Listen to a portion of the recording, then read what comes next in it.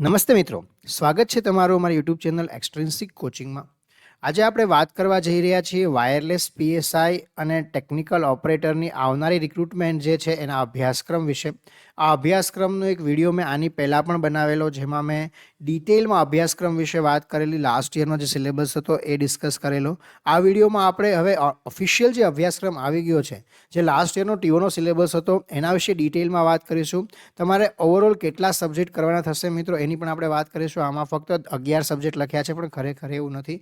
જો તમે ખરેખર સબ્જેક્ટ વાઇઝ તમે જોવા જાઓ તો 18થી પણ વધારે સબ્જેક્ટ તમારે તૈયાર કરવાના આવે, જેના વિશે આપણે ડિટેલમાં વિડીયોમાં વાત કરવાના છીએ.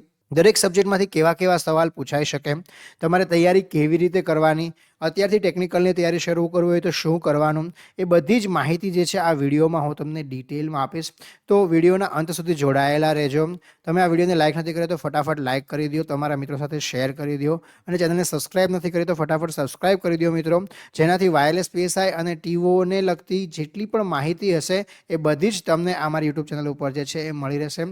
વારંવાર હું તમને કહું છું મિત્રો કે અભ્યાસક્રમ જે છે એ અભ્યાસક્રમ ઘણો બધો ડિટેલમાં છે. ટીઓનો જે સિલેબસ છે જે લાસ્ટ યર હતો એ પણ એવો સિલેબસ હતો. એક ટોપિકની અંદર 2 સબ્જેક્ટ, 2 સબ્જેક્ટની અંદર 4 સબ્જેક્ટ, એવું બધું છે. હું તો આપણે વાત કરશું ડિટેલમાં આ સિલેબસ વિશે. જો અહીંયા સૌથી પહેલાં તમે લખેલું છે electronics component devices and circuit. હવે જો આમાં છે ને તમારે આમ તમે જોવા જાઓ તો કેટલા સબ્જેક્ટ ભણવાના આવે એની આપણે વાત કરીએ. સૌથી પહેલાં તો અહીંયા લખ્યું છે conducting material, magnetic material, insulating material, semi conductor. હવે અહીંયા સુધી જે આ ટોપિક છે ને એક મટીરિયલ સાયન્સ કરીને એક સબ્જેક્ટ છે. આ બધું ડિટેલમાં જો ભણવું હોય ને તો એ મટીરિયલ સાયન્સ જે છે એ તમારે ભણવું પડે. હવે આમાં તમને કેવા સવાલ પૂછાઈ શકે? એમાં એક BH કર્વ છે એમાં સવાલ પૂછે. પછી એમાંથી તમને પૂછે કે ક્યારે કન્ડક્ટિંગમાંથી મેગ્નેટિઝમ મટીરિયલમાં જાય, મેગ્નેટિક મટીરિયલમાં કેટલી મેગ્નેટિવિટી છે એ હાઈએસ્ટ છે, કયા મેગ્નેટિવિટી પછી કયો લો એપ્લિકેબલ થાય, કયા મટીરિયલ જે છે એ આ થિયરી ઉપર કામ કરે છે. આ બધા સવાલ જે છે એ બહુ બેઝિક સવાલ છે મિત્રો, પણ આ બધા બેઝિક સવાલ એક્ઝામમાં તમને પૂછી શકે. હવે સેમિકન્ડક્ટરથી આગળ વાત કરીએ તો મિત્રો ઇલેક્ટ્રોનિક્સ કોમ્પોનન્ટ જે છે સેમિકન્ડક્ટર, ફિઝિક્સ, ડાયોડ એપ્લિકેશન, અધર ટર્મિનલ ડિવાઇસીસ, ટ્રાન્ઝિસ્ટર, એમ્પ્લીફાયર, અહીંયા સુધીના જે ટોપિક છે, આ ડિવાઇસીસ સુધીના જે ટોપિક, આ બધા જ ટોપિક છે એ EDCમાં આવે, ઇલેક્ટ્રોનિક ડિવાઇસીસ એન્ડ સર્કિટ કરીને એક સબ્જેક્ટ છે.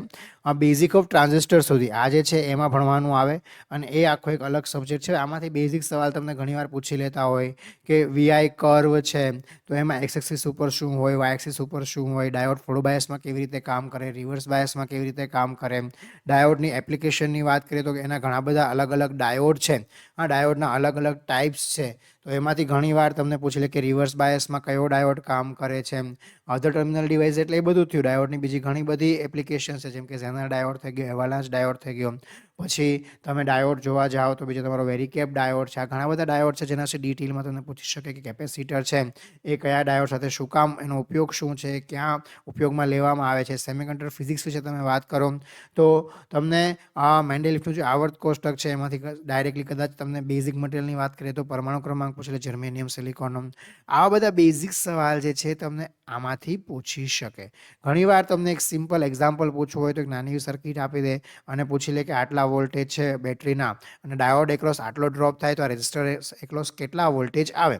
તો આવા બેઝિક સવાલ જે છે એ આમાંથી તમને પૂછી શકે. ટ્રાન્ઝિસ્ટર વિશે પણ આપણે વાત કરીએ તો ટ્રાન્ઝિસ્ટરના જે ટાઈપ્સ છે એ ટાઈપ્સ ઉપરથી ઘણા બધા સવાલ ઘણીવાર પૂછી લેતા હોય છે. શેમાં લેન્થ વધારે છે, શેમાં વિડ્થ વધારે છે, કયામાં ડોપિંગ વધારે છે, મતલબ ઇમીટર બેઝ કલેક્ટર છે, ડોપિંગ સૌથી વધારે શેમાં હોય.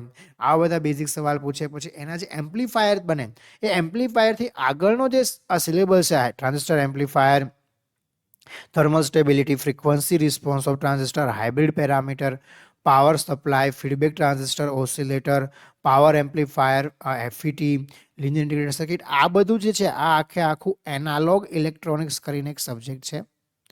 આ સબ્જેક્ટમાં આવે, આખો અલગ સબ્જેક્ટ છે મિત્રો. તો આ જે છે ટોટલ તમે જોવા જાઓ તો આ પહેલા ટોપિકમાં કેટલા સબ્જેક્ટ આવ્યા?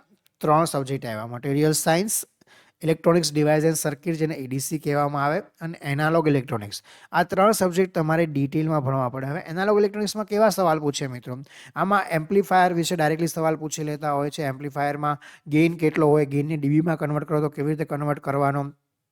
ફ્રીક્વન્સી રિસ્પોન્સની તમે વાત કરો તો ફ્રીક્વન્સી રિસ્પોન્સમાં ક્યાં લો પાસ ફિલ્ટર તરીકે વર્ક કરે, ક્યાં હાઈ પાસ ફિલ્ટર તરીકે વર્ક કરે. હાઇબ્રિડ પેરામીટરના ડાયરેક્ટલી ઇક્વેશન જે છે એમાં તમને ઘણીવાર પૂછી લેતા હોય છે કે આ એમ્પ્લીફાયરમાં આ ઇક્વેશન હાઇબ્રિડ પેરામીટરનું વોલ્ટેજ ઇક્વેશન શું છે, કરંટ ઇક્વેશન શું છે. પાવર સપ્લાયની વાત કરો તો પાવર સપ્લાય વિશે પણ ડાયરેક્ટલી સવાલ પૂછી લેતા હોય છે કે એમ્પ્લીફાયરને કેટલો પાવર સપ્લાય આપવામાં આવે છે. પછી ફીડબેકની વાત કરો તો ઘણીવાર directly input output resistance high low કરીને આપી દે અને તમને પૂછી લે કયો ફીડબેક ટ્રાન્ઝિસ્ટર છે, કયો ફીડબેક એમ્પ્લીફાયર છે. ઓસિલેટરમાં પણ ઘણા બધા સવાલ બેઝિક સૌથી વધારે સ્ટેબલ ઓસિલેટર કયું છે, આવા બેઝિક સવાલ જે છે વારંવાર એક્ઝામમાં પૂછતા હોય છે. ટ્રાન્ઝિસ્ટર પાવર એમ્પ્લીફાયરની તમે વાત કરો તો પાવર એમ્પ્લીફાયરનો પણ ગેઇન વધારે કોનો હોય, સૌથી વધારે એમ્પ્લિફિકેશન કોનું છે, મતલબ ગેઇન અને એમ્પ્લિફિકેશન GBW ગેઇન બેન્ડવિડ્થ પ્રોડક્ટની વાત કરવામાં આવે તો બેન્ડવિડ્થ કોની છે, આવા બધા સવાલ જે છે એક્ઝામમાં પૂછી લેતા હોય છે. FET વિશે આપણે વાત કરીએ તો FETના પણ બેઝિક ટાઈપ છે. FET વધારે સારું કે BJT વધારે સારું, જેમાં FET અને BJTમાં શું ડિફરન્સ છે એના ઉપરથી પણ બેઝિક સવાલ ઘણીવાર એક્ઝામમાં પૂછી લેતા હોય છે. તો આવા બધા બેઝિક સવાલ જે છે એ એનાલોગ ઇલેક્ટ્રોનિક્સ કરીને સબ્જેક્ટ છે એમાંથી પૂછી શકે. તો આ જે પહેલો ટોપિક છે એમાં તમારે 3 સબ્જેક્ટ ભણવાના છે. પછી આપણે વાત કરીએ બીજા ટોપિકની, ડિજિટલ ઇલેક્ટ્રોનિક્સ અને VLSI. તો આ જે ટોપિક છે ડિજિટલ ઇલેક્ટ્રોનિક્સ અને VLSI, એમાં તો બધાનો એક સૌથી ફેવરેટ સબ્જેક્ટ ડિજિટલ ઇલેક્ટ્રોનિક્સ. આ તમે આઈસી મતલબ IT કર્યું હોય કે IC તો છે નહીં આમાં એલિજિબલ, IT કર્યું હોય, CE કર્યું હોય, EC કર્યું હોય, આ બધા આ ટોપિક ભણ્યા હોય. VLSI અને ડિજિટલ ઇલેક્ટ્રોનિક્સ આ બંને અલગ અલગ સબ્જેક્ટ છે. હવે આમાં તમે વાત કરો binary number system, logic gates, logic family. તો લોજિક ગેટમાં તમને ખબર છે કે સૌથી વધારે કયો એવો ગેટ છે જે તમે ગમે ત્યાં યુઝ કરી શકો, યુનિવર્સલ ગેટ કયા છે. આ બેઝિક પીટાઈ ગયેલો સવાલ છે જે જનરલી એક્ઝામમાં પૂછતા હોય છે. બાઇનરી નંબર સિસ્ટમ ઉપરમાંથી ડાયરેક્ટલી તમને નંબર કન્વર્ઝન પૂછી લે કે હેક્સમાંથી ઓક્ટલમાં કન્વર્ટ કરવાના આવા સવાલ પૂછી લેતા હોય. બુલિયન એલ્જિબ્રામાં ઇક્વેશન આપી દે એને મિનિમાઇઝ કરવાનું પૂછી લે. કોમ્બિનેશન લોજિક સર્કિટ જે છે તમારું એમાંથી પણ તમને ડાયરેક્ટલી મક્સ, ડીમક્સ આ બધું જે છે એમાંથી સવાલ પૂછી લેતા હોય છે. ફ્લિપફ્લોપ કાઉન્ટર આ બધાને અઘરું લાગે પણ ફ્લિપફ્લોપ કાઉન્ટરમાં પણ ડાયરેક્ટલી સિક્વન્સ આપી દે અને પછી એક નાનું ફ્લિપફ્લોપ ડ્રો કરીને કહી દે કે આના એન્ડમાં કઈ સિક્વન્સ આવશે. તો આવા સવાલ જે છે બેઝિકલી કોમ્પિટિટિવ એક્ઝામમાં પૂછતા હોય છે. મેમોરી રજિસ્ટરની વાત કરો તો અલગ અલગ ટાઈપના રજિસ્ટર્સ છે, તમને આ ખબર છે. તો એમાં તમારી રેમ, રોમ, મેમરી છે. તો આમાંથી કઈ વોલેટાઇલ છે, કઈ નોન વોલેટાઇલ છે. PLAમાં કયા ગેટનો યુઝ થાય છે. A to D, D to A conversion માટે કયા કયા જે છે એ કોમ્પોનન્ટ વપરાય છે, કયા કયા A to D અને D to A કન્વર્ઝનના ટાઈપ છે. આમાં બેઝિક સવાલ પૂછી લે. તો આટલો જે સિલેબસ છે આ ડિજિટલ ઇલેક્ટ્રોનિક્સનો સિલેબસ છે મિત્રો. એના પછીનો જે છે ઇન્ટ્રોડક્શન ટુ VLSI. આ MOS ટ્રાન્ઝિસ્ટર. હવે જુઓ MOSFET છે ને એ આખું અલગ છે. FETથી આગળ તમે ડિટેલમાં ભણો એટલે MOSFET આવે. હવે આમાં VLSI, MOS transistor inverter, combinational sequential MOS circuit. હવે MOS જેવી રીતે તમે કોમ્બિનેશનલ સર્કિટ તમારો ગેટથી બનાવી શકો એવી જ રીતે તમે કોમ્બિનેશનલ સર્કિટ MOSથી પણ બનાવી શકો. FPGA એક પ્રોગ્રામિંગ લેંગ્વેજ છે, એના વિશે પણ બહુ બેઝિક સવાલ પૂછી શકે, બહુ ડિટેલમાં તો એમાં ના જઈ શકે. VHDL પણ એક પ્રોગ્રામિંગ લેંગ્વેજ છે, તમે એવું કહી શકો.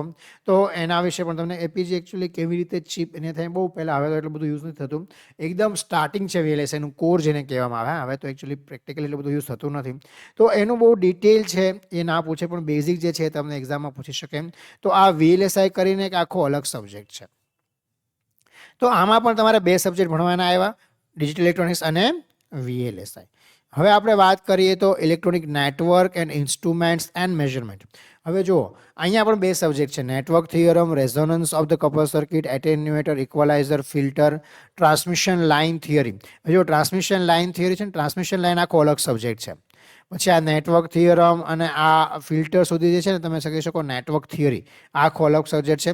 Transmission line theory, transmission line જ એક આખો અલગ સબ્જેક્ટ જ છે મિત્રો. પછી hardware structure of the network, introduction, bridge, basic parameter. અહીંથી જે છે હાર્ડવેર સ્ટ્રક્ચર જે નેટવર્કથી ઇન્ટ્રોડક્શન, બ્રિજીસ ને આ બધું જે છે oscillator, signal generator, frequency counter, આ બધું ઇન્સ્ટ્રુમેન્ટ એન્ડ મેઝરમેન્ટ. આ મેઝરમેન્ટ કરીને એક અલગ સબ્જેક્ટ છે જેમાં આ બધું ભણવાનું આવે. તો તમે એમ જુઓ ને તો 3 નંબરના ટોપિકમાં આવીને કેટલા સબ્જેક્ટ છે? 3 સબ્જેક્ટ છે. હવે નેટવર્ક થિયરીમાં બેઝિકલી તમને કોઈ પણ સર્કિટ પૂછી લે અને એનું તમને એમ કહી દે કે આમાં કેટલો કરંટ વોલ્ટેજ ફાઇન્ડ કરીને કહો. અધરવાઇઝ નેટવર્ક થિયરીમાં ઘણીવાર જે અલગ અલગ થિયરમ છે, એમાં મેક્સિમમ પાવર ટ્રાન્સફર થિયરમ છે, એમાંથી ઘણા બધા સવાલ જે છે બની શકે. પછી તમારું ફિલ્ટરની વાત કરીએ તો તમને ખબર છે band pass filter, high pass filter, low pass filter, આમાં કયું ફિલ્ટર ક્યારે પાસ કરે ક્યારે સ્ટોપ કરે, બેઝિક એના ઉપર સવાલ પૂછી લેતા હોય છે. ઘણીવાર સર્કિટ આપીને કહી દે કે આ કયું ફિલ્ટર છે તમે જણાવો. ટ્રાન્સમિશન લાઇનમાં તો ઘણા બધા સવાલ બને મિત્રો. આ એક આખો અલગ સબ્જેક્ટ છે transmission line theory. Transmission line જે છે એના અલગ અલગ એને ઇમ્પિડન્સ મેચિંગ ક્યારે કરવામાં આવે છે, એમાં કયા કયા કોમ્પોનન્ટનો યુઝ થાય છે, ઇન્ડક્ટર, કેપેસિટર, રેઝિસ્ટર જે છે તમારું ક્યાં કેવી રીતે વર્ક કરે છે, પછી તમારું ઇમ્પિડન્સ મેચિંગ જે કરવામાં આવે એને અલગ અલગ ઇક્વેશન છે, મેક્સિમમ પાવર ટ્રાન્સફર એમાં પણ ક્યારે થાય ટ્રાન્સમિશન લાઇનમાં. તો આ બધા સવાલ જે છે એમાં પૂછી શકે. એમાં પછી VS એરા, વોલ્ટેજ સ્ટેન્ડિંગ વેવ રેશિયો, હા એ બધું આવે. એ બધા સવાલ જે છે એ આમાં પૂછી લે છે. પછી તમે વાત કરો અહીંયા આગળ બ્રિજીસની, તો બ્રિજીસમાંથી મેક્સિમમ સવાલ બનતા હોય છે. હા, કેપેસિટન્સ બ્રિજ કયો, ઇન્ડક્ટન્સ બ્રિજ કયો, કાં તો તમને નામ આપી દે કે હેઇસ બ્રિજ છે તો આ કયો બ્રિજ છે. હા, તમારો રેઝિસ્ટન્સ માટે કયો બ્રિજનો તમે યુઝ કરો છો. પછી બેઝિક પેરામીટરની વાત કરીએ તો મેઝરમેન્ટમાં તમે LVDT છે. આ બધા જે છે બેઝિક ટોપિક છે જેમાંથી ડિટેલમાં સવાલ તમને પૂછી શકે. હા, ટ્રાન્સડ્યુસર્સ છે. પછી ટેસ્ટર અને એનાલાઇઝર છે. તમે CRTનો ઉપયોગ કરતા હો કે તમે જે એનાલાઇઝરનો લેબમાં ઉપયોગ કરો છો, તો આ જે છે આ બધા ઇન્સ્ટ્રુમેન્ટ છે એના ઉપરથી ડાયરેક્ટ સવાલ જે છે એ એક્ઝામમાં આવતા હોય છે મિત્રો. તો આ 3 સબ્જેક્ટ તમારે અહીંયા ભણવાના છે. પછી આપણે વાત કરીએ ચોથો સબ્જેક્ટ જે છે કોમ્યુનિકેશન એન્જિનિયરિંગ. આ બહુ જ અગત્યનો અને ખૂબ જ ઇમ્પોર્ટન્ટ સબ્જેક્ટ છે મિત્રો તમારી જોબ માટે. કારણ કે આમ તો જો કહેવામાં આવે ને તો આ જે ટોપિક છે તમારી જોબને સૌથી વધારે લાગતો વળગતો ટોપિક હોય તો વાયરલેસ PSI જેને કહેવામાં આવે એ કમ્યુનિકેશન રિલેટેડ જોબ છે. તો સૌથી વધારે આપણે જો સાયબર સિક્યુરિટીની વાત ના કરીએ અને basic wireless PSI, cyber security તો હમણાં આવ્યું. હા, એ પહેલાં સુધી બેઝિક વાયરલેસ PSIની જે જોબ હતી પહેલાં, એ RF એન્જિનિયરની જે જોબ હોય ને, RF જે લોકો કામ કરતા હોય ને, ટૂંકમાં વાયરલેસ ઇન્સ્ટ્રુમેન્ટને મેનેજ કરવાની, એ RFની જોબ કહેવાય. એ જોબ હતી, એ વાયરલેસ PSIની જોબ હતી પહેલાં. અને એમાં સૌથી વધારે અગત્યનો સબ્જેક્ટ જોઈએ તો કોમ્યુનિકેશન એન્જિનિયરિંગ છે. હવે કોમ્યુનિકેશન એન્જિનિયરિંગમાં પણ 2 ટાઈપ છે.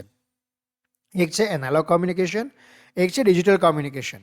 તો આ બંનેની જે છે આમાં તમારે વાત કરેલી છે ટોપિકમાં, એના વિશે આપણે વાત કરીએ ડિટેલમાં. તો આપણે સ્ટાર્ટ કરીએ. સૌથી પહેલાં છે ઇન્ટ્રોડક્શન ટુ કમ્યુનિકેશન સિસ્ટમ. આ જે છે એનાલોગ કમ્યુનિકેશન, હા એનાલોગ કમ્યુનિકેશન કરીને જે સબ્જેક્ટ છે એના આ બધા ટોપિક છે. Communication, analog communication, AM, FM, PM.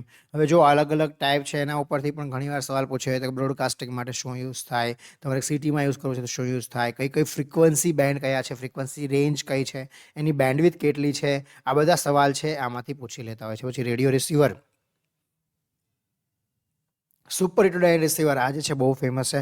આના ઉપરથી ઘણી બધી સવાલ પૂછી લેતા હોય છે. FMના પણ અલગ અલગ રિસીવર ખાલી નામ પૂછી લેતા હોય. પાલ ડિટેક્ટર છે તો એ શેના માટે યુઝ થાય, આ બધા સવાલ જે છે એમાંથી પૂછી લેતા હોય. Antenna, wave propagation. જુઓ, હવે એન્ટેના છે ને આખો અલગ સબ્જેક્ટ છે મિત્રો. અહીંયા આગળ તમે વાત કરી ફક્ત ને ફક્ત એનાલોગ કમ્યુનિકેશન એક સબ્જેક્ટ.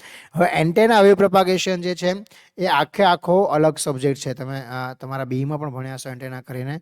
તો આ સબ્જેક્ટ આખો અલગ સબ્જેક્ટ છે. પછી આપણે વાત કરીએ SSB technique, SSB receiver, communication receiver.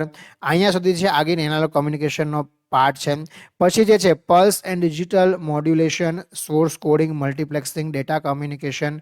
આ જે ટોપિક છે આ બધા ટોપિક જે છે એ ડિજિટલ કોમ્યુનિકેશન જેને DCOM કહેવામાં આવે, હા એની અંદર ભણવાના આવે.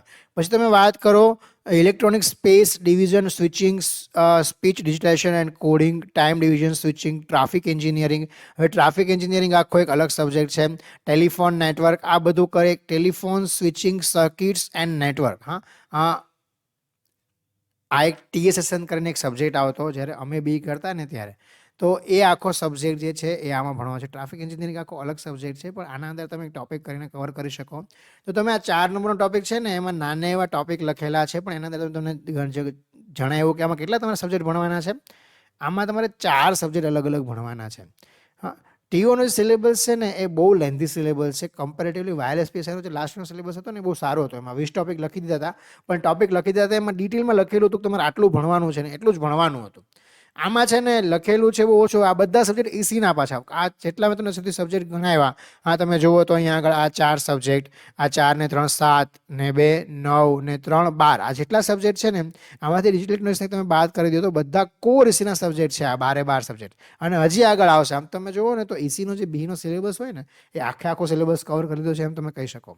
હવે જો કમ્યુનિકેશન એપ્લિકેશન, અહીંયા આગળ સૌથી પહેલાં માઇક્રો એન્જિનિયરિંગ, આ તમને ખબર છે. જો અહીંયા આગળ આ સરખી રીતે લખેલું છે. આ 5 નંબરના ટોપિકમાં 4 સબ્જેક્ટ લખીને આપ્યા છે ડિટેલમાં કે આ 4 સબ્જેક્ટ તમારે ભણવાના. તો આ જે છે ને સારું છે. હવે એમાં રડાર કરીને અલગ સબ્જેક્ટ છે, પણ નાનું એવું લખ્યું છે. આમાં પાછા 4 સબ્જેક્ટ નથી, આમાં પણ વધારે સબ્જેક્ટ છે. એની પણ આપણે વાત કરીએ. જો આમાં 4 ટોપિક લખેલા છે. સૌથી પહેલો ટોપિક છે માઇક્રો એન્જિનિયરિંગ. તો micro propagation component, oscillator, amplifier, આમાં કયું એમ્પ્લીફાયર ક્યારે યુઝ થાય, કયું ઓસિલેટર ક્યારે યુઝ થાય, એના અલગ અલગ ટાઈપ્સ છે, અલગ અલગ ટ્યુબ્સ છે, કઈ ટ્યુબ ક્યારે યુઝ થાય, કોની બેન્ડવિથ વધારે જોઈએ તો કઈ ટ્યુબ યુઝ થાય, ગેઇન વધારે જોઈએ તો કઈ ટ્યુબ યુઝ થાય. આ બધા સવાલ છે, આમાંથી પૂછી લેતા હોય. માઇક્રોવેવના બેઝિક LS, CX, KU કે જેટલા બેન્ડ છે, તો આ બેન્ડની ફ્રીક્વન્સી રેન્જ ડાયરેક્ટલી પૂછી લે કે આ કઈ ફ્રીક્વન્સી રેન્જમાં કયો બેન્ડ આવશે, કયો છે તમારા DTH માટે યુઝ થાય, કયો બેન્ડ છે સેટેલાઇટ કમ્યુનિકેશન માટે યુઝ થાય. આવા સવાલ જે છે આમાંથી પૂછી લેતા હોય છે. સેમિકન્ડક્ટર ડિવાઇસીસ, માઇક્રોવેવ ડિવાઇસીસ, આમાં પણ માઇક્રોવેવ ડાયોડ્સ આવે. પાછા વેરીકેપ ડાયોડ છે એ માઇક્રોવેવમાં પણ યુઝ થાય છે. તો માઇક્રોવેવમાં જે ડાયોડ છે કેવી રીતે અલગ છે, કેવી રીતે કામ કરે. માઇક્રોવેવ મેઝરમેન્ટ માટે અલગથી ઇન્સ્ટ્રુમેન્ટ્સ હોય છે. તો માઇક્રોવેવ મેઝરમેન્ટના જે ઇન્સ્ટ્રુમેન્ટ હોય છે, એમાં કયું ઇન્સ્ટ્રુમેન્ટ ક્યારે યુઝ થાય, કયા ફ્રીક્વન્સી ડેવિએશન માટે કયું યુઝ થાય, કે લો પાવર મેઝરમેન્ટ કરવું છે, હાઈ પાવર મેઝરમેન્ટ કરવું છે તો કયું ઇન્સ્ટ્રુમેન્ટ યુઝ થાય. આવા સવાલ આમાંથી પૂછી લેતા હોય છે. રડાર સિસ્ટમની આપણે વાત કરીએ તો રડાર છે એક આખો અલગ સબ્જેક્ટ છે, પણ રડાર વિશે તમે બધાએ સાંભળ્યું હશે. માઇક્રોવેવની સાથે લિંક કરીને તમે એને ભણી શકો. હવે આ જે લાસ્ટ ટોપિક છે અહીંયા આગળ, આ માઇક્રોવેવને કાંઈ લેવા દેવા નથી. આખો અલગ સબ્જેક્ટ છે, સેટેલાઇટ કમ્યુનિકેશન સિસ્ટમ. લિયો, મિયો, જીઓ સ્ટેશનરી સેટેલાઇટ, સેટેલાઇટથી કેટલું ડિસ્ટન્સ છે અર્થનું, 36,000 કિલોમીટર એપ્રોક્સ, તમને ખ્યાલ હશે. આ બધા સવાલ છે, આમાંથી પૂછી લે. પછી કઈ ઓર્બિટમાં કયો સેટેલાઇટ હોય, પોલાર ઓર્બિટ છે તો કઈ રીતે કામ કરે, ઇન્કેલ ઓર્બિટ છે તો કઈ કામ કરે. પછી તમારું ગ્લોબલ પોઝિશનિંગ સિસ્ટમ છે એ પણ સેટેલાઇટની અંદર આવે, તો એ કઈ રીતે કામ કરે. તો સેટેલાઇટ કમ્યુનિકેશન આખો અલગ સબ્જેક્ટ છે મિત્રો. તો આ પહેલા ટોપિકમાં આપણે કેટલા સબ્જેક્ટ જોયા? 2 સબ્જેક્ટ જોયા. હવે આપણે બીજા નંબરના ટોપિકમાં જોઈએ ફાઇબર ઓપ્ટિક કમ્યુનિકેશન. તો ફાઇબર ઓપ્ટિક કમ્યુનિકેશન અત્યારે most widely use communication network જો હોય તો ફાઇબર ઓપ્ટિક કમ્યુનિકેશન છે. આની આપણે વાત કરીએ તો પ્રિન્સિપલ ઓફ ઓપ્ટિકલ રે ટ્રાન્સમિશન, કેવી રીતે ફાઇબર ઓપ્ટિક કામ કરે, કયા પ્રિન્સિપલ પર કામ કરે, ટોટલ ઇન્ટરનલ રિફ્લેક્શન પર કામ કરે. તો આ સવાલ છે ડાયરેક્ટલી તમને એક્ઝામમાં પૂછી શકે. ઓપ્ટિકલ ફાઇબર અને કેબલની વાત કરીએ. ઓપ્ટિકલ સોર્સિસ કયા બધા હોય, ડિટેક્ટર કયા બધા હોય, સોર્સમાં હાઈ બેન્ડવિથ હોય કે નેરો બેન્ડવિથ હોય, ડિટેક્ટરમાં હાઈ બેન્ડવિથ હોય કે નેરો બેન્ડવિથ હોય, કયા કયા કોમ્પોનન્ટ છે ડિટેક્ટરમાં વપરાય, કયા કયા કોમ્પોનન્ટ સોર્સમાં વપરાય. આ બધા સવાલ અહીંયા આગળ પૂછી લેતા હોય છે. Optical communication system, fibre optic measurement. હવે કઈ કઈ સિસ્ટમ જે છે DWDM આમાં વપરાતું હોય છે, કયા કયા કોમ્પોનન્ટ છે જે તમારું OTDR વપરાય, પછી તમારું સ્પ્લાઇસિંગ મશીન છે તો આ કોમ્પોનન્ટ છે, કયા કયા કનેક્ટર્સ છે જેનો યુઝ થતો હોય છે. આ બધા સવાલ છે એ અહીંયા પૂછી લેતા હોય છે. તો અહીંયા ફક્ત એક જ સબ્જેક્ટ છે. પછી આપણે વાત કરીએ મોબાઈલ કમ્યુનિકેશનની. તો મોબાઈલ કમ્યુનિકેશનમાં સેલ્યુલર ટેલિફોન કોન્સેપ્ટ સેલમાં ડિવાઈડ કરવામાં આવે. પછી BTS, BSC, MSC, કેવી રીતે તમારો કોલ ટ્રાન્સફર થાય. સૌથી પહેલાં જે શરૂઆત થઈ 2G જેને કહેવામાં આવે છે, જે GSM, એની શરૂઆત કેવી રીતે થઈ, એના પછી એની સાથે આવ્યું CDMA, code division multiple access. તો એ કેવી રીતે કામ કરે છે. મોબાઈલ હેન્ડસેટ અને તમારું એડવાન્સ કોન્સેપ્ટ છે ભણવાના છે. એટલે તમારો મોબાઈલ હેન્ડસેટ જે છે એ કેવી રીતે કમ્યુનિકેટ કરે તમારા ટાવર સાથે, આ બધું ડિટેલમાં ભણવાનું છે મિત્રો. આ તમે મારો સિલેબસ લેશો તો તમને ડિટેલમાં બહુ ભણાવીશ, બહુ મસ્ત તમને સમજાવીશ કે એકચ્યુઅલી તમારો મોબાઈલ કમ્યુનિકેશન કેવી રીતે કામ કરે. તમારા બધા કોન્સેપ્ટ આમાં ક્લિયર થઈ જશે મિત્રો. આના પછી આપણે વાત કરીએ તો ટેલિવિઝન એન્જિનિયરિંગ, જેને TV કરીને કહેવામાં આવે છે. આ પણ એક સબ્જેક્ટ છે. જો આમાં પણ એક જ સબ્જેક્ટ છે, આમાં બીજો સબ્જેક્ટ છે એની ટેલિવિઝન એન્જિનિયરિંગ છે. એમાં essential of TV, optics, video signals. તો વિડીયો સિગ્નલ્સ છે એમાં પહેલાં બ્લેક એન્ડ વ્હાઇટ વિશે ભણવાનું, પછી કલર થિયરી, કલર સિસ્ટમ વિશે ભણવાનું, RBG કયા પ્રપોર્શનમાં હોય, આ સવાલ એક્ઝામમાં પૂછી લેતા હોય છે.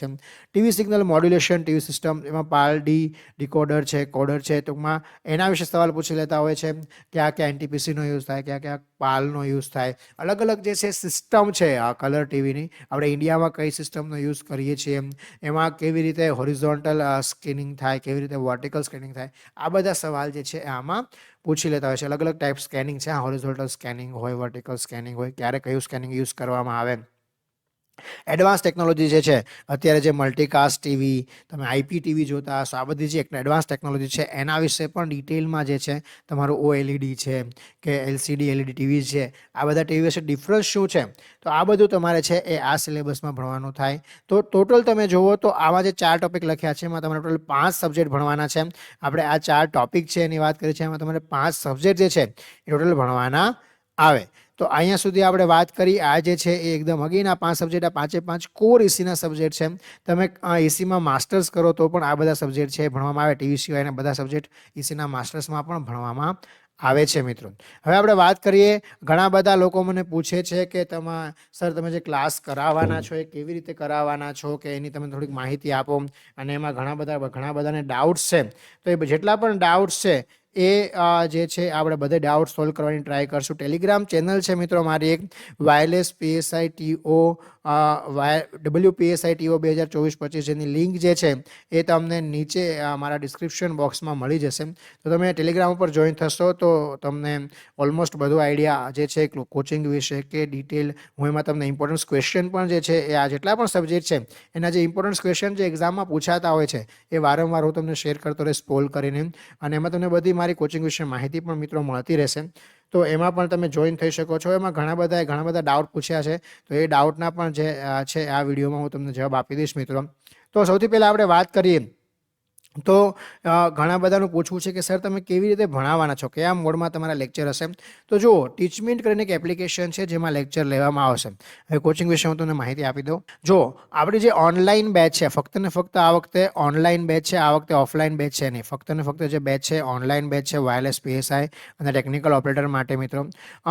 ફક્ત ને ફક્ત એવું કોચિંગ ઇન્સ્ટિટ્યૂટ છે કે જેણે લાસ્ટ યરની જે રિક્રુટમેન્ટ હતી એમાં ખૂબ જ સારું રિઝલ્ટ જે છે આવ્યું હતું. બાકી મિત્રો બીજા કોચિંગ વિશે હું બહુ જાજી કમ્પેરિઝન કરતો નથી, કે હું જાજી એમના વિશે ખરાબ વાતો કરતો નથી, એટલે એમના વિશે કોઈ પણ વાતો ન કરવું. કે હું તમને એક રિક્વેસ્ટ કરું છું કે મને પણ તમારે બહુ જાજુ પૂછવું નહીં બીજા કોચિંગ ઇન્સ્ટિટ્યૂટ વિશે, કારણ કે કોઈના વિશે ખરાબ બોલવામાં મને રસ હોતો નથી. બાકી હું મારા વખાણ તો મારા કોચિંગના વખાણ તો જરૂર કરી શકું ને. તો લાસ્ટ યર જે રિઝલ્ટ છે તમે કોઈ પણ કોચિંગ ઇન્સ્ટિટ્યૂટનું તમારે જોઈ લેવાનું. ફક્ત ને ફક્ત આપણું કોચિંગ એવું હતું કે જેનું રિઝલ્ટ છે ખૂબ જ સારું આવ્યું હતું. રિઝલ્ટની આપણે વાત કરીએ મિત્રો, તો જો અહીંયા આગળ મેં નામ અને ફોટા સાથે મૂકેલું છે કયા કયા મિત્રો જે છે એ સક્સેસફુલી પાસ થતા વાયરલેસ PSIની જે રિક્રુટમેન્ટ હતી. એમાં જો મિત્રો તમને ચોખ્ખું કરીને કહી દો, આ જે રિઝલ્ટ છે એ મેં લાસ્ટ યર ફક્ત ને ફક્ત રિટર્ન એક્ઝામિનેશનના ક્લાસ કરાવેલા હતા. એટલે રિટર્ન જેમણે ક્વોલિફાય કરી જે રિક્રુટમેન્ટ માટે, એમના જે ફોટા છે અહીંયા મેં મૂકેલા છે. જેટલા ફોટા મેં મૂકેલા છે આ બધા રિટર્ન એક્ઝામ ક્વોલિફાય કરી હતી વાયરલેસ PSIની. બંને લખ્યું છે, મતલબ આ જો વાયરલેસ PSI પાસ થયું મતલબ TO તો એ લોકોનું પાસ થઈ જ ગયું હતું. લાસ્ટ યર આ પ્રોબ્લેમ થયો હતો કે ઘણા બધા નામ એવા હતા જે બંનેમાં હતા, એટલા માટે આ લોકોએ આ વખતે એક એક્ઝામ કરી નાખી. અને જો તમે જોયું જેટલાનું વાયરલેસ PSIમાં નામ આવ્યું હતું એ બધાનું TOમાં એક્ઝામ પાસ થઈ ગઈ હતી. એટલે બે જગ્યાએ બધાનું નામ હતું. તો આ લોકો બધા વાયરલેસ PSIમાં પાસ થયા છે મિત્રો. બીજી એક વાત તમને કરી દઉં, આનો મેં એક અલગથી વિડીયો બનાવેલો છે. આજે તમે પોસ્ટર જોવો છો સેમ આવા જ પોસ્ટરનો વિડીયો તમને મળી જશે. તો વિડીયો ડિટેલમાં મેં વાત કરેલી છે વિડીયોમાં રિઝલ્ટ વિશે, તો એ વિડીયો પણ તમે જોઈ શકો. પછી આ જે ફોટા છે આ ટેકનિકલ ઓપરેટરની જે એક્ઝામ જેમણે પાસ કરેલી હતી એમના ફોટા છે. જુઓ તમે ઓલમોસ્ટ જુઓ તો 17 થી 18 છોકરાઓ જે છે પાસ થયેલા છે. આ બધા ટેકનિકલ ઓપરેટરમાં જે રિટર્ન એક્ઝામ પાસ થયેલી છે આ બધા ફોટા છે એ લોકોના. હવે આ ફક્ત જે 17-18 જણાના ફોટા છે જે પાસ થયા છે એ ડાયરેક્ટલી મારી પાસે પર્સનલ કોચિંગ લીધું હોય ને એનું રિઝલ્ટ છે. આના સિવાય ઘણા બધા છોકરાઓ જે મેં ફોર એક્ઝામ્પલ બીજી કોઈ સંસ્થામાં જઈને ભણાવ્યું છે તો એમાંથી ઘણું બધું સારું રિઝલ્ટ આવેલું છે મિત્રો. એમાં ઘણા બધા લોકો પાસ થયા છે, પણ એમના નામ અને ફોટા હું અહીંયા મૂકતો નથી, કારણ કે ડાયરેક્ટ મારી પાસે ભણ્યા નથી. હું મિત્રો એથિક્સમાં બહુ જ માનવાવાળો છું. હું ખોટા તમારી પાસેથી પૈસા લઈ અને તમારા પૈસા પડી જાય એવી કોઈ વાત કરું કે એવી રીતે તમને ભેળવું અલગ અલગ ખોટા ફોટા દેખાડીને કે આ તો મારા સ્ટુડન્ટ હતા, એવું બધું કામ હું કરતો નથી. એવું પ્રોફેશનલી રન ઇન્સ્ટિટ્યૂટ તમે કહી શકો તો એવું મારું નથી. જે સોરી હું આવું બોલાય નહીં, પણ ઘણા બધા લોકો આવું કરતા હોય છે, તો એ મારું કામ નથી અને હું ક્યારે પણ કરીશ પણ નહીં. મારી પાસે જે ડાયરેક્ટ એક્ઝામ માટે જો બીજી પણ એક તમને વાત કરું, આમાં ઘણા બધા મારા એક્સ સ્ટુડન્ટ પણ હતા જે પાસ થયા, જેના ફોટા મેં આમાં મૂક્યા નથી મિત્રો. એવા ઘણા બધા સ્ટુડન્ટ જેણે પ્રીવિયસલી મારી પાસે જો મેં 5 વાર ગેટ ક્વોલિફાય કરી છે અને ઓલમોસ્ટ 8 થી 10 વર્ષ મેં ગેટના ક્લાસ કરાવ્યા છે.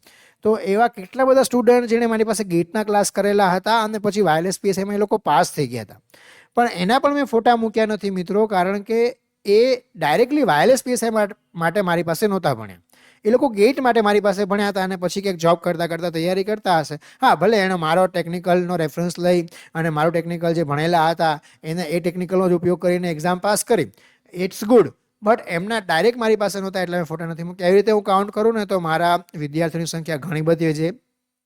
2 પેજ જે છે એ 2ની બદલે મારે 8-10 પેજ મૂકવા પડે, એટલા બધા ફોટા થઈ જાય. એટલા માટે બધાના ફોટા જે છે મેં આમાં ઇન્ક્લુડ કર્યા નથી મિત્રો. હવે જો અહીંયા આગળ હું તમને વાત કરું તો મેં ઓલમોસ્ટ મારી પોતાની વાત કરું તો યુટ્યુબ ચેનલ તો તમે જોવો જ છો છેલ્લા 2 વર્ષથી. આમ તો લાસ્ટ યર જ્યારે વાયરલેસ પીએસઆઈની એક્ઝામ આવી ને એમાં સૌથી પહેલો વિડીયો મારી યુટ્યુબ ઉપર મેં વાયરલેસ પીએસઆઈના જે સેમિનાર લીધેલો ઓફલાઈનમાં એમનો મૂકેલો, અને ત્યારથી મારી યુટ્યુબ ચેનલ મેં સ્ટાર્ટ કરેલી, અને ત્યારથી આ ઓનલાઈન જર્ની પણ મારી સ્ટાર્ટ થઈ, અને પછી ઓનલાઈનમાં જ હું વધારે શિફ્ટ થતો ગયો. હા, ઓલમોસ્ટ 12-13 વર્ષથી ભણાવું છું. આમ તો હવે આ ઓલમોસ્ટ 13 વર્ષ પૂરા થશે. 2011ના એન્ડથી મેં ભણાવવાનું શરૂ કર્યું, તો આ 2024નો એન્ડ ઓલમોસ્ટ આવી ગયો. હવે તમને કોચિંગમાં જે છે મટીરિયલ મળશે, MCQ સાથે ગૂગલ ડ્રાઈવ પર બધું જ મળી જશે.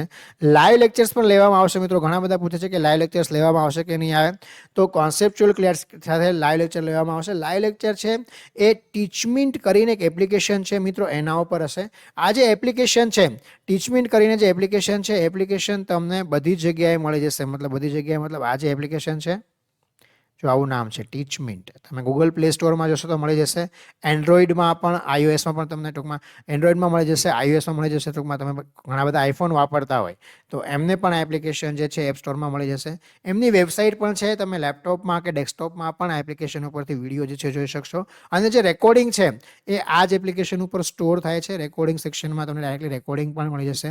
અને આપણે જે ટેસ્ટ સિરીઝ લેવાના છીએ એ પણ એપ્લિકેશન ઉપર જ હશે. હા, ટેસ્ટ સિરીઝ જે આપણે કન્ડક્ટ કરવાના છીએ, આપણે થોડોક સિલેબસ ચાલશે, પછી એવરી વીકેન્ડમાં જે છે, મતલબ વીકેન્ડમાં આપણે ક્લાસ કરશું, તો વીકડેઝમાં, જ્યારે વીકડેઝમાં ક્લાસ કરશું ત્યારે વીકેન્ડમાં એ રીતે ટેસ્ટ હશે, જેનાથી તમને જે ભણો છો એ કેટલું આવડે છે એનો પણ તમને આઈડિયા આવતો જાય.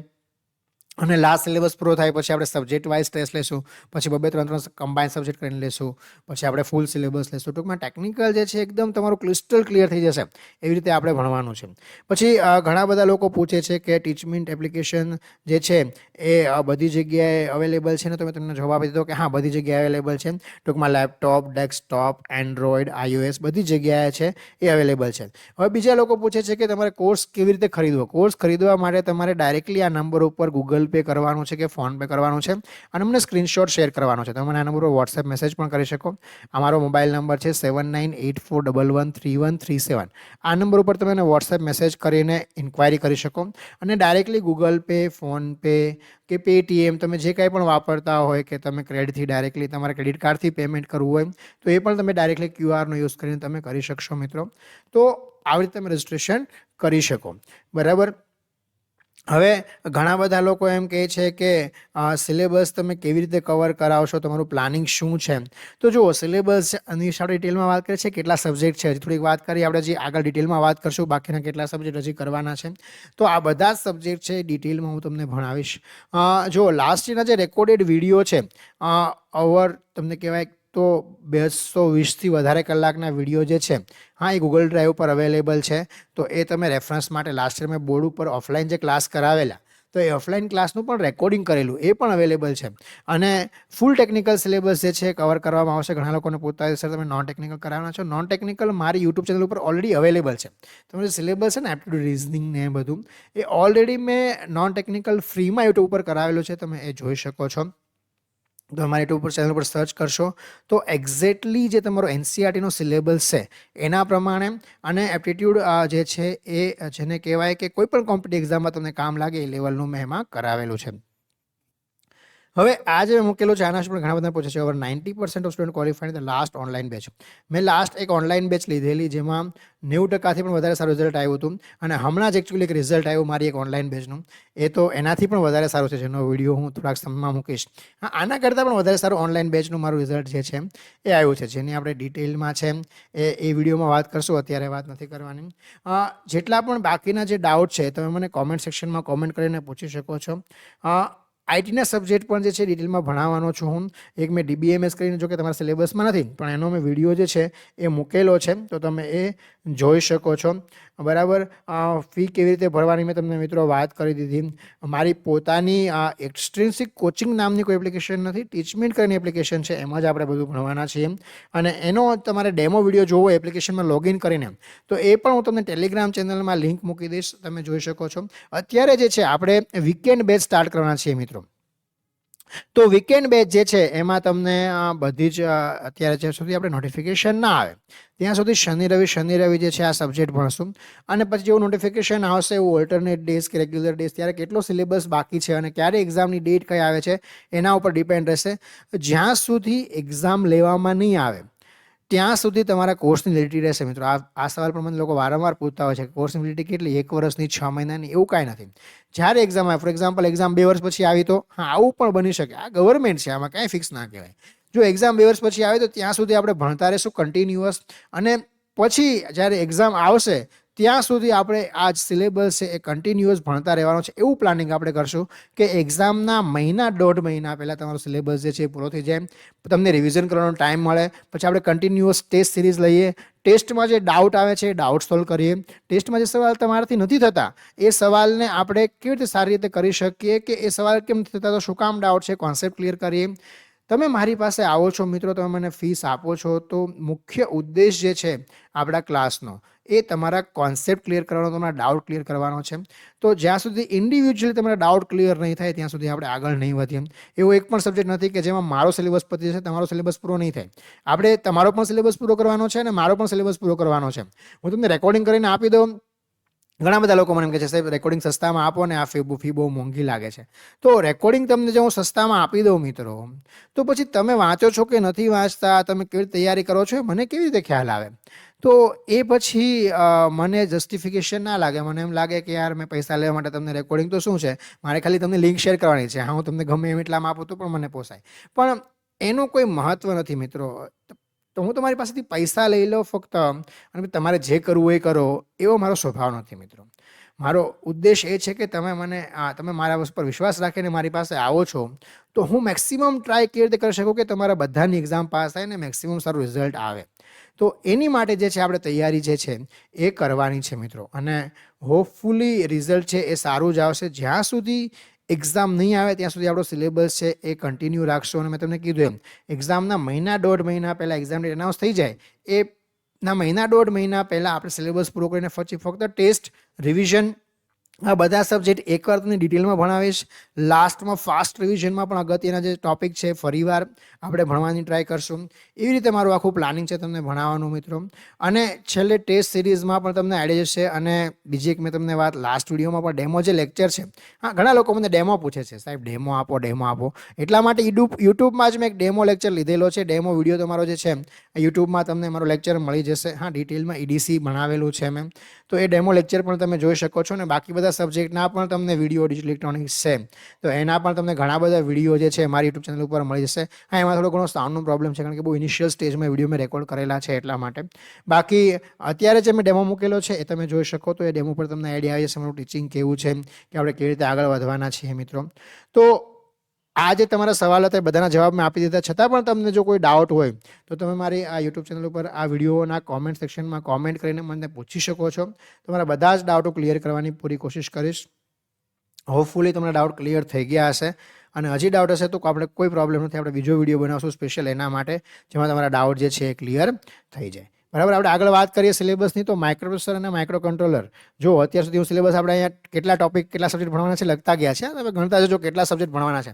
તમને એમ લાગે સિલેબસ તો સાવ નાનો છે સાહેબ, આટલા બધા ટોપિકમાં આટલું લખ્યું સિલેબસમાં શું આટલું બધું 1 વર્ષ શું ભણવાની જરૂર છે?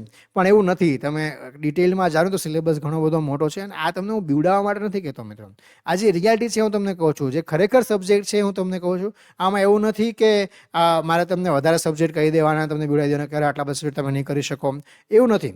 પણ ખરેખર જે રિયાલિટી છે હું તમને કહું છું, આમાંથી બહુ બેઝિક પૂછતા હોય છે, પણ બેઝિક પૂછવા માટે એકવાર વાંચવું તો પડે ને, આ બધા ટોપિક કવર તો કરવા પડે ને. તમે એવું ના કરી શકો કે 2 સબ્જેક્ટ કે 5 સબ્જેક્ટ સાવ આપણે જોયા જ નહીં ને એક્ઝામ દીધી. ઘણા બધા લોકો આવું કરતા હોય છે, પણ એ જ્યારે ટાઈમ ન હોય ને ત્યારે કરાય. હવે અત્યારે આપણી પાસે ટાઈમ છે, હજી તો નોટિફિકેશન પણ નથી આવ્યું, તો શું આપણે ડિટેલમાં ન ભણીએ. હવે આપણે વાત કરીએ આગળ, તો માઇક્રોપ્રોસેસર અને માઇક્રો કંટ્રોલર. હવે જો આ પણ બહુ અગત્યનો ટોપિક છે. આમાં 2 સબ્જેક્ટ તો છે જ, માઇક્રોપ્રોસેસર અને માઇક્રો કંટ્રોલર. 8085 આ જે છે તમારું માઇક્રોપ્રોસેસર, હા 8086 જે છે એડવાન્સ માઇક્રોપ્રોસેસર છે. આ અલગ સબ્જેક્ટ છે પાછો, એને શું કહેવાય 8086 એડવાન્સ માઇક્રોપ્રોસેસર, આખો અલગ સબ્જેક્ટ છે. Microprocessor architecture system 8085 instruction timing instruction set ઘણો બધો મોટો છે મિત્રો. આના દરેક ઇન્સ્ટ્રક્શનમાં તમારું કેટલા ટાઈમ માટે એક્ઝિક્યુટ થાય, એમાં કેટલી ટી સાયકલ્સ જોઈએ, આવા સવાલ પૂછતા હોય. ઇન્સ્ટ્રક્શનનું કામ શું છે, ઇન્સ્ટ્રક્શનનો નાનો પ્રોગ્રામ બનાવીને આપી દે અને પૂછી લે કે આમાં કેટલી વાર આ પ્રોગ્રામ જે છે લૂપ કેટલી વાર રન થશે. બેઝિક સવાલ પૂછે. આર્કિટેક્ચર ઉપરથી પાવર માટે, કંટ્રોલ માટે ઓસિલેટર કેટલા મેગાહર્ટ્ઝનું છે કે એ કઈ પિન ઉપર છે, આવા બેઝિક સવાલ જે છે આમાંથી પૂછતા હોય છે મિત્રો. આપણે વાત કરીએ એડવાન્સ માઇક્રોપ્રોસેસરની. Advance microprocessor main memory system evolution of the microcontroller. જો હવે આ જે છે advance microprocessor main memory system મતલબ 8086, હા આ આખો અલગ ટોપિક છે પણ બહુ ડિટેલમાં નથી આપેલું, ફક્ત એડવાન્સ માઇક્રોપ્રોસેસર લખેલું છે. તો ઓવરવ્યૂ આપણે એમનો જોઈ લઈએ. ઇન્સ્ટ્રક્શન સેટ ઓલમોસ્ટ કોમન છે. મેમરી સિસ્ટમ જે છે આપણે ડિટેલમાં પણ ભણવાનું છે. અહીંયા પણ રેમ, રોમ, કેશ રજિસ્ટર આ બધી જે મેમરી છે એમના ડિટેલમાં આપણે ભણશું. પછી આપણે વાત કરીએ તો evolution of the micro controller, introduction of micro controller, આ 8051 આપણા આખો અલગ સબ્જેક્ટ છે. હા, તો એના વિશે આપણે વાત કરીએ. એસેમ્બલી લેંગ્વેજ જે છે, આખી લેંગ્વેજ જે છે એ 8085 કરતાં અલગ છે. ઇન્સ્ટ્રક્શન સેટ પણ થોડો ઘણો ડિફરન્ટ છે. આ એડવાન્સ પ્રોગ્રામિંગ ટેકનિકલ મતલબ ઇન્સ્ટ્રક્શન સેટ તમારે ભણવાનું. એમાં કેવી રીતે તમે એક્સટર્નલ પેરિફેરલ ડિવાઇસને કનેક્ટ કરો છો, કઈ પિન ઉપર, એનું જે આખું બને મેમરી બને. હા, તો મેમરીમાં ઇનિશિયલ મેમરી કઈ હોય, લાસ્ટ મેમરી, ટૂંકમાં એડ્રેસ કયા આવી શકે, કેટલી મેમરી તમે યુટિલાઇઝ કરી શકો, આ બધા સવાલ જે છે આમાંથી પૂછતા હોય છે. તો આમાં તમારે ઓવરઓલ તમે જોવા જાઓ તો માઇક્રોપ્રોસેસર અને માઇક્રો કંટ્રોલર 2 સબ્જેક્ટ કાઉન્ટ કરો. એડવાન્સને તમે ડિટેલમાં ના કન્સિડર કરો તો પણ તમારે 2 સબ્જેક્ટ આમાં ભણવાના આવે મિત્રો. હવે આપણે વાત કરીએ કોમ્પ્યુટર નેટવર્કની. આ ખૂબ જ અગત્યનો સબ્જેક્ટ છે કારણ કે આ ઈસી અને આઈટી. હવે જો અહીંયા આગળ અત્યાર સુધી જેટલા સબ્જેક્ટ હતા ને એ બધા ઈસીના સબ્જેક્ટ હતા. ઈસીના કેટલા સબ્જેક્ટ થયા આપણે ફરીવાર કાઉન્ટ કરી લઈએ એકવાર, હા, એટલે આપણને યાદ રહે. હવે જો અહીંયા આગળ 3 ને 2 5 ને 3 8, 8 ને 4 12, 12 ને 5 17 ને 2 19 સબ્જેક્ટ થયા. આ 19 સબ્જેક્ટ કોર ઈસીના સબ્જેક્ટ છે, તમારે ભણવાના છે. જો મેં તમને કીધું ને, તમને એમ લાગે કે આ સિલેબસમાં જો 6 ટોપિકની અંદર તમારે 19 સબ્જેક્ટ ભણવાના છે મિત્રો. હજી આપણે આગળ વાત કરીએ છીએ કોમ્પ્યુટર નેટવર્કની. આપણે વાત કરીએ તો કોમ્પ્યુટર નેટવર્ક રેફરન્સ મોડેલ, લેલ topologies, network devices, TCP, IP, IPv4, IPv6, protocol function, IP addressing scheme. આમાં OSI લેયર મોડેલ ને રેફરન્સ મોડેલ છે. ટીસીપી આઈપી મોડેલ છે, અલગ મોડેલ છે. Network security application, introduction to high speed network technology, internet application. આ જે છે એ computer નેટવર્કનો સિલેબસ છે, જેને DCN પણ કહેવામાં આવે છે, ડેટા કમ્યુનિકેશન નેટવર્કિંગ. આ ખૂબ જ અગત્યનો સબ્જેક્ટ છે મિત્રો. આમાંથી બેઝિક સવાલ ખૂબ સારા પૂછી શકે. આમાં ઘણીવાર ડાયરેક્ટલી કયો પ્રોટોકોલ જે છે કયા લેયર ઉપર કામ કરે છે, કઈ ડિવાઇસ કયા લેયર ઉપર કામ કરે છે. એક્ઝામ્પલ રાઉટર છે તો એ કયા લેયર ઉપર કામ કરે, આવા સવાલ જે છે એ બેઝિકમાંથી પૂછતા હોય છે. પછી IPv4 જાઓ તો IPv4 માં એનું ફ્રેમ સ્ટ્રક્ચર છે, એ ફ્રેમ સ્ટ્રક્ચરમાંથી પણ ડાયરેક્ટલી તમને સવાલ પૂછી શકે. એડ્રેસિંગ સ્કીમ છે એની, હા, સબનેટ માસ્ક કયું હોય, કયો class A, class B, class C, class D, મલ્ટીકાસ્ટિંગ માટે કયું યુઝ થાય, ડાયરેક્ટલી આવી રીતે પૂછી શકે. નેટવર્ક સિક્યુરિટીની આપણે વાત કરીએ તો સિક્યુરિટી માટે જો અહીંથી આ બહુ અગત્યનું છે નેટવર્ક સિક્યુરિટી. હા, કારણ કે અત્યારે મેઇન તમારી જોબ છે આના ઉપર હોય છે. તો સિક્યુરિટી કયા એટેક છે, DDoS છે, હા, તો એ કેવી રીતે જે છે એ માલવેર છે, એ કયા વાયરસીસ છે, કેવી રીતે એટેક કરી શકે, હા, એ જે છે આખો એક અલગ ટોપિક આપેલો છે નેટવર્ક સિક્યુરિટી. પણ એની બેઝિક જે છે આમાં ભણવાનું છે.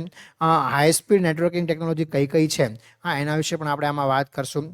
પછી આપણે વાત કરીએ તો 8 નંબર, જો અહીંયા સુધી હતું એ એકદમ ઈસીને તમે કહી શકો, આઈસીનો સબ્જેક્ટ પણ છે, આઈટીનો પણ છે. તો આ 20 સબ્જેક્ટ ઈસીના છે એમ તમે કહી શકો. અને પછી અહીંથી જે સબ્જેક્ટ છે આઈટીના સબ્જેક્ટ છે, કોમ્પ્યુટર એન્જિનિયરના સબ્જેક્ટ છે.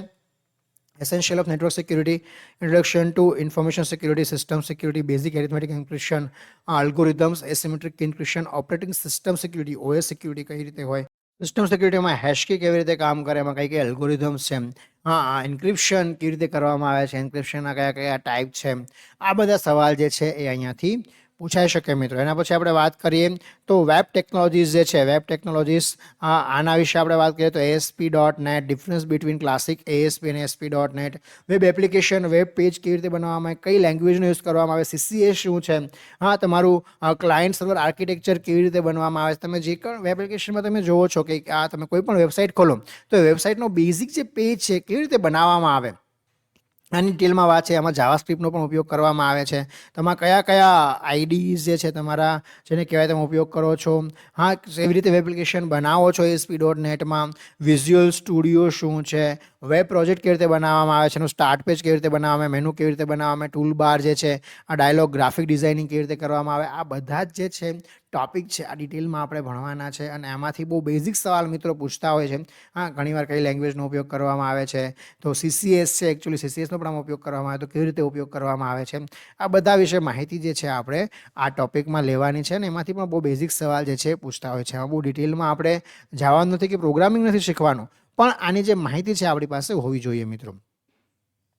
એના પછી આપણે વાત કરીએ તો એન્ડ્રોઈડ એપ્લિકેશન ડેવલપમેન્ટ, એન્ડ્રોઈડના કોન્સેપ્ટ જે છે એનું આર્કિટેક્ચર છે, હા UI ડિઝાઇન કેવી રીતે હોય છે, એમના મેનુ, ડાયલોગ, એડેપ્ટર, કેવી રીતે ડેટાબેઝ સાથે એન્ડ્રોઈડ કામ કરે છે, બેઝિક એન્ડ્રોઈડ એપ્લિકેશન ડેવલપમેન્ટ કેવી રીતે કરવામાં આવે. હા, આ ઘણા વર્ષોથી ઘણા બધા એ લોકો મિત્રો છે આમાં કોર્સ પણ કરતા હોય છે, તો ઘણા બધા નાનો આઈડિયા હોય છે. આનું બેઝિક જે છે આપણે ભણવાનું છે અને એના બેઝિક સવાલ જે છે એક્ઝામમાં પૂછતા હોય છે, જેની માહિતી આપણે લેવાની છે. તો આઈટીના 3 સબ્જેક્ટ જે છે આ આપણે ડિટેલમાં જોવાના છે. આ કોર આઈટીના 3 સબ્જેક્ટ જેને કહેવામાં આવે, હા, જે છે તમારો essential of network security, web technology અને એન્ડ્રોઈડ ડેવલપમેન્ટ. ટોટલ તમે જુઓ તો 23 ટેકનિકલ સબ્જેક્ટ છે, 20 ECના અને 3 આઈટીના. ટોટલ 23 સબ્જેક્ટ જે છે, હા, આ 3 આઈટીના સબ્જેક્ટ, ટોટલ 23 સબ્જેક્ટ તમારે ભણવાના છે ટેકનિકલ, જેમાંથી તમારા સબ્જેક્ટના જે એક્ઝામ છે, મતલબ એક્ઝામમાં જે એક્ઝામ્પલ છે, MCQ જે છે એ આવવાના છે. અને લાસ્ટ જે ટોપિક છે, હા, 24મા નંબરનો ટોપિક જેને તમે કહો કે કરંટ ટ્રેન્ડ્સ છે, જેમાં 4G વિશે આપણે ઓલરેડી મોબાઈલમાં વાત કરીશું, પોલ અને ડિઝાસ્ટર મેનેજમેન્ટ, રિયલ ટાઈમ સર્વેલિયન્સ જે છે, research advance in the ICT related ઘણા બધા પ્રોજેક્ટ, એનકેનનો પ્રોજેક્ટ છે ફોર એક્ઝામ્પલ આપણે વાત કરીએ તો, હા, ક્લાઉડ કેવી રીતે વર્ક કરે, ક્લાઉડના ટાઈપ કયા કયા છે, પછી તમારું AI છે એ કેવી રીતે વર્ક કરે, હા, તમારું IoT જે છે એ કેવી રીતે વર્ક કરે છે. આ રિસેન્ટ એડવાન્સમેન્ટ છે. તો હવે એડવાન્સમેન્ટ રિસર્ચ ફિલ્ડ કીધું, તો આ બધા વિશે તમારે માહિતી જે છે એ લેવી પડે. મતલબ ઇન્ફોર્મેશન કમ્યુનિકેશન ટેકનોલોજી જે છે એના ઉપરથી કયા કયા રિસેન્ટ એડવાન્સમેન્ટ આવ્યા છે, આ બધી માહિતી જે છે આમાં લેવી પડે. તો આ કરંટ ટ્રેન્ડનો ટોપિક છે, આ પણ આપણે ડિટેલમાં ભણશો મિત્રો. તો ટોટલ તમે જુઓ તો 24 ટોપિક તમારે ભણવાના છે, 24 સબ્જેક્ટ, હા, તમારે જે છે આમાં ભણવાના છે મિત્રો. હવે જુઓ, આમાં તમારું જે સિલેબસ જે છે આમાં 120 માર્કનું આ વખતે ટેકનિકલ પૂછવાના છે, ફક્ત ને ફક્ત 80 માર્કનું નોન ટેકનિકલ છે. લાસ્ટ યરનો જે રિટર્ન એક્ઝામિનેશન હતી એમાં ઊંધું હતું. હા, એમાં 80 માર્કનું ટેકનિકલ હતું, 120 માર્કનું નોન ટેકનિકલ હતું. તો પણ તમારે ગમે ને પૂછવું હોય તો પૂછી લેવાનું. બધા એમ કહેતા હતા કે ટેકનિકલના આધારે જ લોકો જે છે પાસ નાપાસ થયા કે ના થયા એ ડિસાઇડ થયું હતું. તો આ વખતે પણ એવું જ થશે મિત્રો. આ વખતે તો ટેકનિકલનો પોર્શન પણ વધારે છે, મતલબ 60-40નો તમે રેશિયો જુઓ તો 60% ટેકનિકલ છે, 40% નોન ટેકનિકલ છે.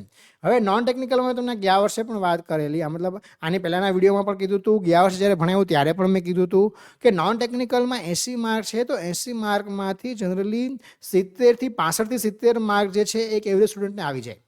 હા, મતલબ જે તૈયારી કરે છે થોડી ઘણી નોન ટેકનિકલની, આટલા માર્ક લાવી શકે. હવે આમાં 120માંથી 100 ઉપર કેટલા કે 100ની નજીક કેટલા માર્ક લાવી શકે છે, એના આધારે તમારો ફાઇનલ કટ ઓફ ડિસાઇડ થાય. આમ તો 100 બહુ વધારે કહું છું, હા, પણ તમે સારી તૈયારી કરો તો આટલા માર્ક તો આવી જાય મિત્રો, વાંધો ના આવે. બાકી તમે જો આમાં 60-70 ઉપર માર્ક લઈ આવો ને તો પણ સારું જ કહેવાય 120માંથી. પણ આ માર્ક લાવવા માટે ખરેખર તમારે મહેનત કરવાની છે. આ માર્ક લાવવા માટે તમારે 24 સબ્જેક્ટ જે છે એ ભણવાના છે. તો આની જે મહેનત છે એ તમારે કરવી પડે મિત્રો, અને આ મહેનત તમે કરશો તો જ તમારી એક્ઝામમાં જે છે સફળતા મળશે મિત્રો. એટલા માટે ટેકનિકલનો જે પોર્શન છે એ બહુ અગત્યનો છે મિત્રો. હું ભણાવું છું એટલા માટે નથી કહેતો, તો મારી પાસે ક્લાસ કરો કે ના કરો, પણ ટેકનિકલ ઉપર વધારે ફોકસ કરજો મિત્રો, તો તમારી સફળતાની આ ચાન્સીસ જે છે, આ એક્ઝામમાં પાસ થવાના ચાન્સીસ છે જે વધી જશે.